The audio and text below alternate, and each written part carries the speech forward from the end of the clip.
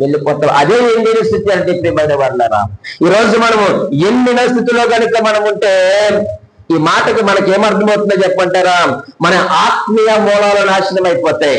అందులో ఒక పాయింట్ ఏంటంటే, ఎప్పుడైతే అన్యులతో సహవాసం చేస్తావో ఏమైపోతుంది చెప్పండి, మన ఆత్మీయ మూలాలు ఏమైపోతాయి, నాశనం అయిపోతాయి. ఏమిటి మనకున్న ఆత్మీయ మూలాలు? ఉదాహరణకు ప్రార్థన కదండి. మనకున్న ఆత్మీయ మూలం ఏంటి? ప్రార్థన, అంతే కదా. మనకున్న మరొక ఆత్మీయ మూలం ఏమిటి? వాక్య ధ్యానం. మరొక ఆత్మీయ మూలం ఏమిటి? దేవునితో సహవాసం. మరొక ఆత్మీయ మూలం ఏమిటి చెప్పండి, మీకు తెలిసినది చెప్పండి. నీతిగా బ్రతకడం. మరొక ఆత్మీయ మూలం ఏమిటి? న్యాయంగా బ్రతకడం. ఇవన్నీ కూడా మనం ఏమైపోతుంది చెప్పండి, కోల్పోయేటువంటి ప్రమాదం ఉంది.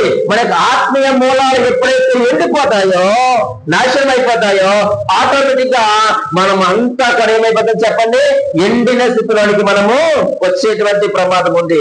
ఎప్పుడైతే ఒక చెట్టు పచ్చగా ఉండాలి అని అంటే ప్రియమైన వాళ్ళారా, లేక ఒక చెట్టు ఫలభరితంగా ఉండాలి అని అంటే దాని వేరు ఎక్కడ ఉండాలి అని అంటే నీటి ఓటల దగ్గర ఉండాలి. ఈరోజు మనం ఎక్కడ నాటపడ్డాం? నీటి ఓటల దగ్గరే మనం నాటపడ్డామా? జీవ జలం అనేటువంటి